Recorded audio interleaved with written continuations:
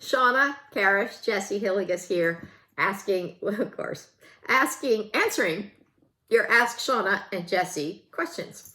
By the way, the sweater is from our friend Shelby Dennis, a Milestone Equestrian, and it's from last year, but she still has some. I like this sweater quite a bit. I wore it last year, and then I didn't. You know when you sometimes you get a new like barn coat, and then you don't want to wear it because you're protecting it, like because it's too cute to wear. That's kind of what I did. I got where I was like, oh, I really like this. I'm not going to wear it, so I don't wreck it. And finally, I was like, just wear it. So thank you, Shelby. Yeah, Milestone Equestrian. Okay, on to our question. It's from Pat Lincourt. Hi, Pat. A question for Shauna and Jesse. Do we expect positive reinforcement to be the magic bullet for all scenarios? Are our expectations of clicker training too high? When are medication, sedation, protected contact, or negative reinforcement part of our tools for comprehensive management of our equines? Okay, this is a really good question. And I think this isolating just positive reinforcement, I think is not very realistic because it's so many more pieces that are part of that. Like people would say, okay, they would see me teaching Henley to do the mounting block. I taught her as a yearling. I was never getting on her, but she knew like I'd run to the mounting block for anywhere and she'd come trotting over and line up and get all in place. There's no tack, I'm not getting on. It was her favorite behavior.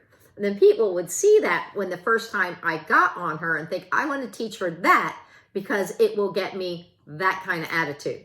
You know, they thought it was a positive reinforcement teaching that behavior that got that attitude. And that wasn't the case. It was the 2 years we had, or, a year and a half we had worked together on all sorts of things that created that trust and that safety. So I think that there is a big piece in there that it is not really all about just positive reinforcement. And you've heard us say it 1,000 times. Positive reinforcement can be done poorly. It can be done unethically. We can hold it over their heads and say, you're not going to get it unless you blah, blah, blah, blah. So I think it's important to know that positive reinforcement isn't a standalone thing, that when we talk about positive reinforcement training, it's actually all inclusive, but utilizing more of the positive reinforcement helps us avoid using aversives, which we know there's ramifications of that, and it can create more mistrust. It can damage our relationship. It can actually create trauma. But when on the other side, using the use of more positive reinforcement we know it creates better emotional states, more trust, more clarity, more cooperation. So ideally, we want to go to the cooperative care, working together, all the good feels coming with it. Now, I think the more you do with the positive reinforcement, the more the horses look at the world in an optimistic way. So they don't have a tendency to, if all we use is traditional training or natural horsemanship, negative reinforcement.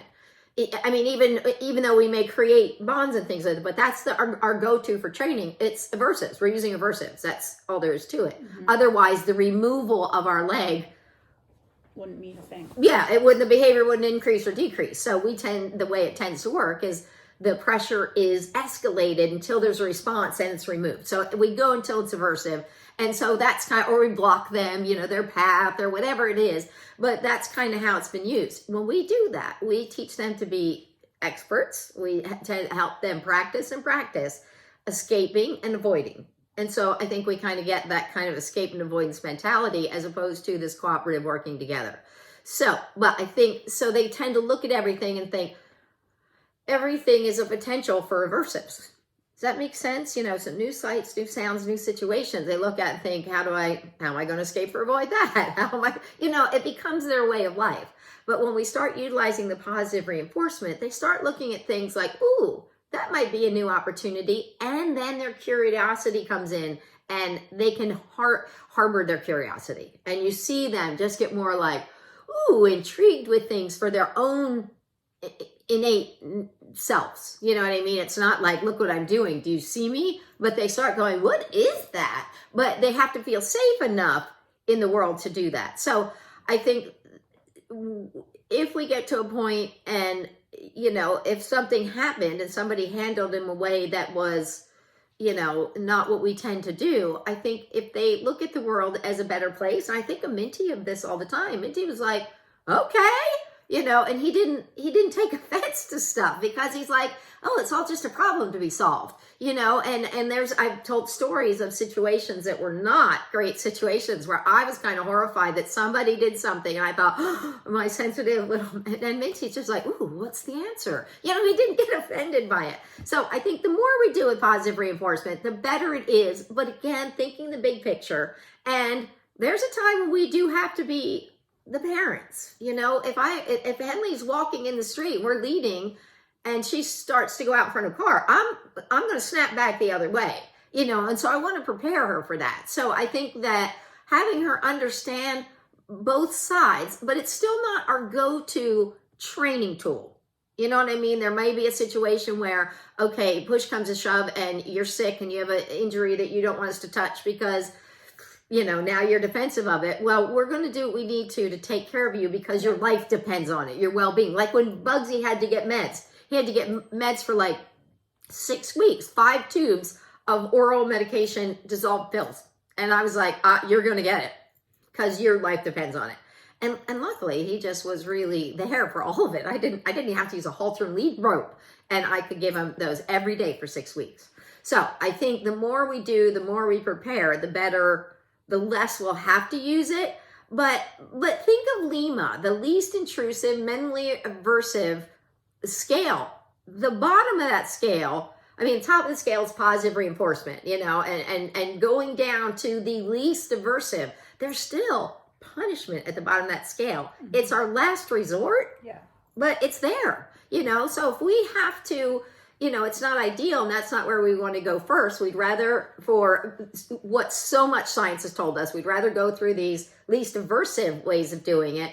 But there's a time when we just have to get things done for their well-being. But I think so many people want to take that shortcut and just do it, one, because they maybe don't want to put the time in to learn this new kind of idea to do it, or it just seems too inconvenient. You know what I mean? And then I feel like, well, that's us wanting them to serve us. If we really are putting their emotional well-being first and as a priority, I think it helps us to keep out of that slippery slope of going there. So is it the magic bullet?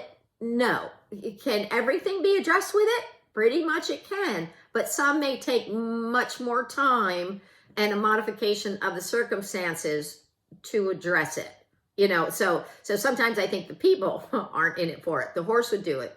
But sometimes I think there's certain situations where I don't think the person wants to put in that kind of time to bring their horse around to another side or whatever. Does that kind of cover it? Yeah. It's a big question and a really good question. And it's, I think it's a tool in the toolbox. Is it our go-to tool? Yeah, absolutely our go-to tool. And I think it should be for a lot of people, but I think that it's not saying that, there's a lot of things being done out there. And I want to remind you, when I first started working with John and Beezy, Beezy got horses who liked what they did. She didn't go get horses who were just talented, but were terrified. They were already showing that they had an aptitude and a relaxation with jumping and that they were good with the shows. And so those horses had a traditional life. Nobody knew positive reinforcement 30 years ago like that, but they came along and they still flourished with adding positive reinforcement history in there. So I think, it's their emotional state that should be our priority, and really recognizing it and trying to help them thrive more than trying to get them to serve our purposes. What do you have to add to that? Nope. That's it? Yep. Did I cover it? Yep. Okay. Bye. Made it twice as long as I asked for.